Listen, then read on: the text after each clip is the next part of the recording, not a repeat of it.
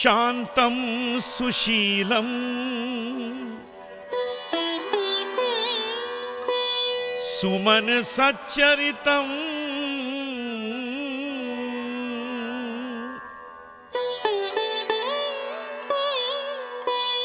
Supreme वंदितम्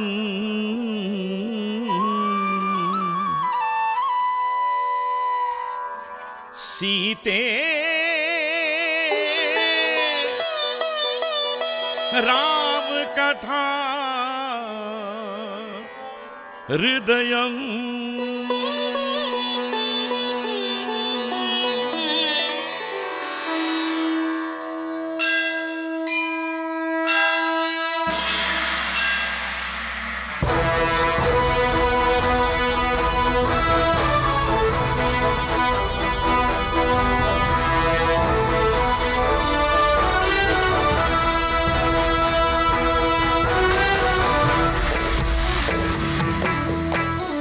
अमर गाथा धरती की ये साध सीता की है ये। सीता ने की थी पति की भक्ति लोग सारे पूजते। मंगलमयी सीता माँ ने नारी कुल की लाज रखी। सामना कष्टों दुखों का साहस से करती रही। सीता माता लोक माता, सीता माता लोक माता।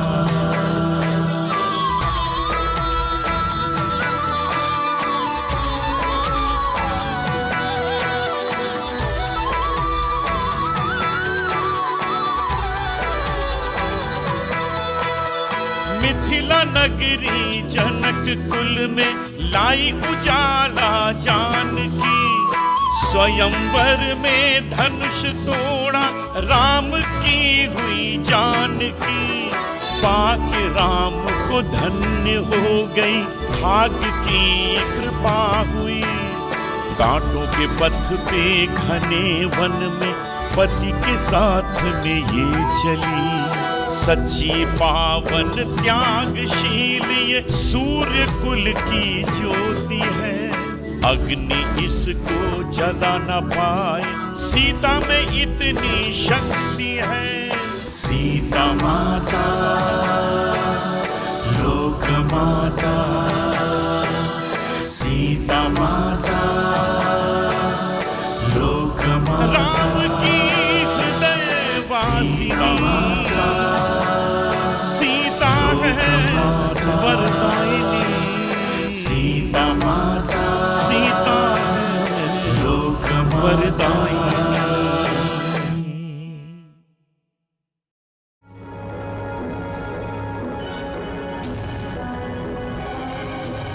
अमात्य जी, मैं इस वेदवती को प्राप्त कर लंका ले जाना चाहता हूँ।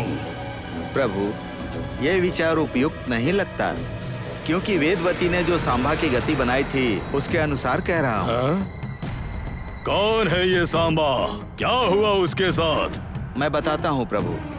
सांबा नाम का एक महापराक्रमी मनुष्य था और वो भी आपकी भांति वेदवती को देखकर मोहित हो गया।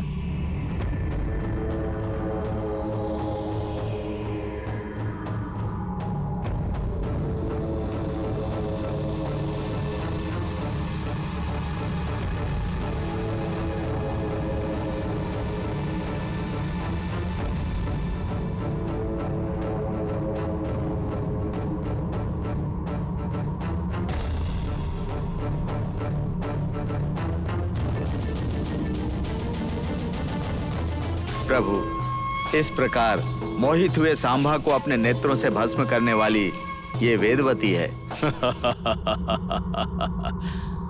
अमात्य जी, आपसे ये कथा सुनने के बाद मुझे इसे प्राप्त करने की इच्छा शक्ति और भी अधिक हो गई है। प्रभु, महापराक्रमी सांबा को अपने नेत्रों से भस्म करने वाली ये है, ये जानने के पश्चात भी इसे प्राप्त करने की इच्छा उपयुक्त नहीं है, ऐसा मेरा विचार है। अविवेकी अमात्या, तुमने सांबा की कथा सुनाई। ये रावण है। कोई सामान्य सांबा नहीं, 10 दिशाओं में विजयी दशकंठक रावण हूँ। तीनों लोगों पर विजय पाने वाला मैं, जिस पर सारे देवता एकत्र होकर क्रोध में आक्रमण कर दे तो हमारे एक केश को भी बांका न कर पाने वाले ये अयोग्य है। हाँ? तो ये सुंदरी मेरे साथ क्या कर सकती है? हाँ? मेरे पराक्रम के कथाओं को सुनने के बाद भय से अथवा भक्ति से अथवा प्रेम से मेरे वश में हो जाएगी। होना ही पड़ेगा। तुम यहीं रहो, मैं वहां जाकर उसे प्राप्त कर अभी लाता हूँ।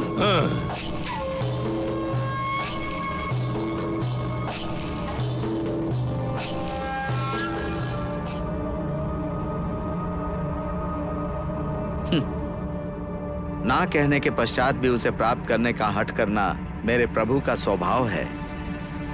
अब ये प्रणय का खेल होगा या प्रलय होगा, देखते हैं।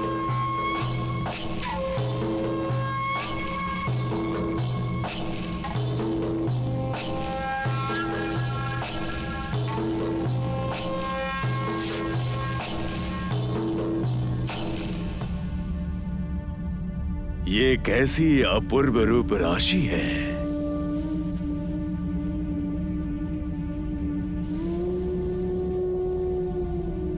त्रिभुवन सुंदरी, ब्रह्म की सृष्टि में अपरूप की सौंदर्य को धारण करने वाली कामयानी, तपस्विनी की निराभरण वेश में उज्ज्वलित कांति के साथ आकर्षित करती हुई प्रकाशिनी, भूमि पर बैठकर आकाश के मार्ग में जाने वाले मुझे आकर्षित करने वाली अनुपम लावण्यवती हो तुम। शेष एक बार अपने नेत्र खोलकर मुझे देखने की दया करो। अरे भोले पुरुष, पर स्त्री के सौंदर्य का वर्णन करना पाप समान होता है। केवल इतना ही नहीं, काम और मोह से पूर्ण पर स्त्रियों के बारे में बात करने से अत्यंत महापाप के साथ साथ महा अनर्थ भी हो सकता है। इस कारण तुम्हारी इच्छाओं को आगे न बढ़ाते हुए यहाँ से जाना ही तुम्हारे लिए उचित होगा। सुंदरी, तुम अभी अविवाहित हो। कोई पुरुष अविवाहित कन्या से मोहित हो जाए तो उसे पाप नहीं कहा जाता, ये प्रकृति का नियम है। मैं अविवाहित अवश्य हूँ, किंतु मैंने किसी महापुरुष को अपने पति के रूप में पाने का संकल्प लिया है और उन्हें प्राप्त करने के लिए मैं तपस्या कर रही हूँ। मैं तुम्हारे लिए परस्त्री हूँ। तुम्हारी मेरे साथ विवेचना करना, मुझे काम और मोह से तुम्हारा देखना, मुझे प्राप्त करने की इच्छा रखना, ये सभी दुराचार के कारण है। सुंदरी, परम ज्ञानी विश्रवावसु का पुत्र, महातपस्वी कैकसी का ज्येष्ठ पुत्र मैं, इस रावण को सदाचार दुराचार के पाठ जन्म से ही कई बार मिल चुके हैं। किसी कन्या से प्रेम याचना करना, वैसा करने पर पुरुष के लक्षण और पुरुषार्थ से उस कन्या का विलय हो जाना दुराचार नहीं होता, प्रेमाचार के रूप में सर्वमान्य होता है। सुनो पुरुष, मेरा प्रेम, मेरा जीवन सभी उस पुरुषोत्तम के लिए आरक्षित होने के कारण तुम्हारे ये दुष्ट विचार, तुम्हारी विनंतियां, तुम्हारी नीतियां अथवा तुम्हारा प्रेम सभी का विरोध होगा। इसी कारण तुम मेरे प्रेम को प्राप्त करने की प्रयत्नों को छोड़कर यहाँ से प्रस्थान करना तुम्हारे लिए उचित होगा। ए सुंदरी, स्त्री चंचल होती है ऐसा मैं जानता हूँ।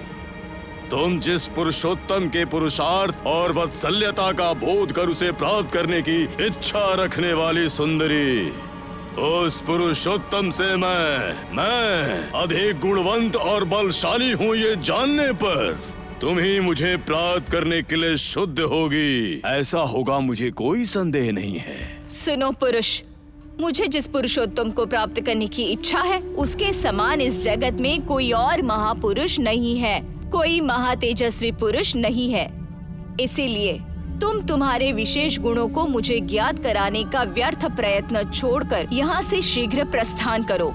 सुंदरी, मैं क्या हूँ, मेरा पराक्रम क्या है, इसका बोध किए बिना मेरा तिरस्कार करना उपयुक्त नहीं है। मुझे किसी भी प्रकार के पराक्रम का बोध मत कराइए। मुझे है, उसकी आवश्यकता मुझे है, क्योंकि मैं तुम्हारा इच्छुक हूँ। मेरे इच्छुक कन्या को जब मेरे बारे में बोध करना हो तो मुझे मेरे पुरुषार्थ का परिचय तुम्हें देना ही होगा। तुम्हारे किसी भी प्रकार का परिचय मेरे मन को क्षण मात्र के लिए भी विचलित नहीं कर सकता। हाँ, ये सब सुंदरी तुम्हारे अहंकार के वचन हैं। पुरुष के पुरुषार्थ को देखकर, मन में प्रेम पालकर, अपने वचनों में क्रोध का नाटक दिखाकर, विरह की ज्वाला में जलकर, अंत में उसी पुरुष को प्राप्त करने की इच्छुक कन्याओं को मैं बोध कर चुका हूँ। वो तुम्हारे बोध योग कन्याओं के गुण लक्षण हैं, और उनके अल्प समान भी मैं नहीं हूँ। समानता है या नहीं ये तुम्हें मेरा बोध करने के पश्चात ही ज्ञात होगा। मेरे बारे में मुझे तुम्हें बोध करवाना ही होगा। मैं सामान्य नहीं हूँ सुंदरी, मैं हूँ दशकंठ रावण।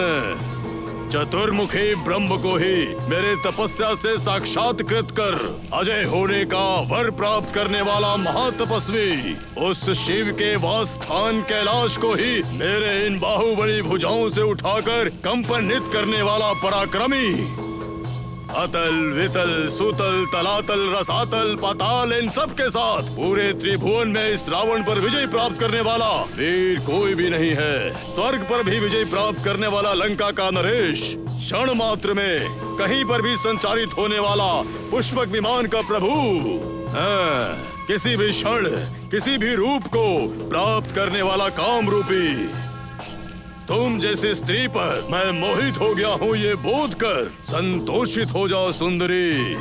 इस निरर्थक तपस्या को छोड़कर मुझे इसी क्षण स्वीकार कर आनंदित कर लो। तुम्हारी अविवेकता का अंत करो।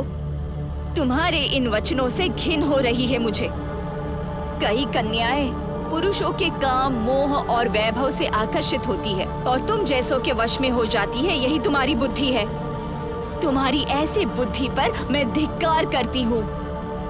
एक विचार प्रस्तुत करती हूँ, ज्ञात रखना। परम पुरुष को अपने मन में पति के रूप में प्राप्त करने वाली, उनको पूरी तरह से प्राप्त करना ही मेरा सर्वप्रथम लक्ष्य है। अन्य पुरुषों के वैभव पराक्रम मेरे लिए धूल समान है। इसीलिए इसी क्षण तुम यहाँ से प्रस्थान करो।